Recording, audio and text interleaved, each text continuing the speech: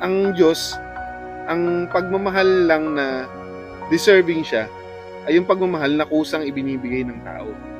Kasi nga, kung gusto lang naman ni Lord taga-samba, kung gusto niya lang taga-kanta, taga-sayaw, pwede siyang gumawa ng nilalang na magsasayaw, pupuri, at sasamba sa Kanya. Pero, ang ibinigay niya sa tao, free will. Makapamili ka ng kusa. Kasi, ang pag-ibig lang na nababagay na ibigay mo sa Panginoon ay yung pag-ibig na kusang loob. Yes. So sila, naramdaman nila ng kusa yun.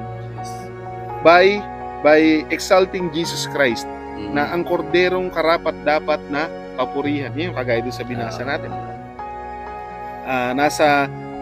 Kasama doon siyempre yung the one seated above.